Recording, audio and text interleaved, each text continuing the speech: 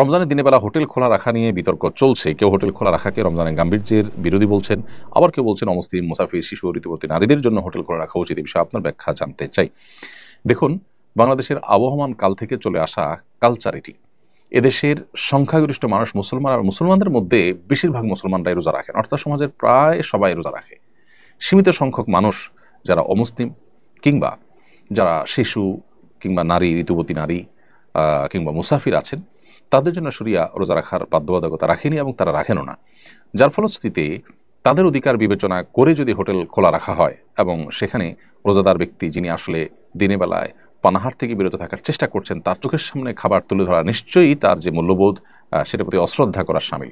সেই জায়গা থেকে হোটেল খোলা রাখা মৌলিকভাবে কোনো নাজায়েজ বিষয় নয়, বিশেষ করে যখন মুসাফির, শিশু, ঋতুবর্তী নারী এবং অমুসলিম অন্যদের কথা চিন্তা করা হবে, তখন হোটেল খোলা রাখা দোষের কিছু নয়। বাংলাদেশের মানুষরা দিনের বেলায়, বেশিরভাগ মানুষরাই, মুসলমানরাই দিনের বেলা হোটেল খোলা রাখাটাকে ভালোভাবে দেখে না, এবং এটা কেউ এখানে বল প্রয়োগ করতে আসেনি, বরং স্বপ্রণোদিত হয়ে এই কালচার বাংলাদেশে যুগ যুগ ধরে চলে আসছে।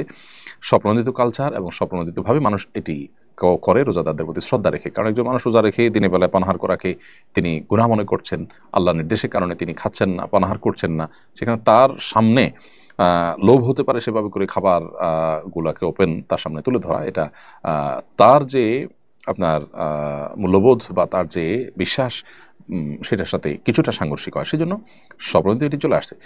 অতএব এই কালচারকে আমি চাপিয়ে দেওয়া কোনো কালচার তো বলতে পারি না। সো এটাকে যারা বিরোধিতা করছেন, তারা আমি মনে করি যে তারা যে কালচারাল ওয়ার বা কালচারাল বা সাংস্কৃতিক যুদ্ধ সেটা তারা চাপিয়ে দিতে চাচ্ছেন, এটা সংঘর্ষ তৈরি করতে চাচ্ছেন অহেতুক। আমি যতটুকু জানি বাংলাদেশের বিভিন্ন প্রান্তে হোটেল, চায়ের দোকান, বিভিন্ন কিছু খোলা থাকে, একটু পর্দা দিয়ে রাখা হয় যাতে করে রোজাদার যারা আছেন তাদের জন্য অসুবিধা তৈরি না হয়।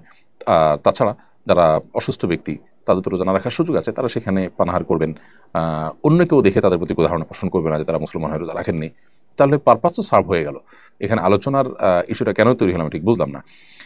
দোকান খোলা থাকছে, বিশেষ করে ট্যুরিস্ট স্পটগুলোতে, যেখানে যেখানে আপনার যাদের রোজা রাখার সুযোগ আছে তাদের অপশন আছে। অমুসলিমদের প্রধান এরিয়াগুলোতে রোজা আপনার হোটেল খোলা রাখলে তারা খেলে, এটা নিয়ে মুসলমানরা কেউ তো খারাপভাবে দেখেও না, বলেও না। কোনো মুসলিম রোজার মাসে দিনের বেলায় তিনি হোটেল খোলা রেখে যদি খান, তাহলে আজও পর্যন্ত কোনো মুসলমান তাকে খারাপভাবে দেখেনি, বলেও নি। সো আমি মনে করি যে এখানে রোজা রেখে রোজার মাসে হোটেল গণহারে খোলা রাখার যে দাবি, সেটা অবান্তর।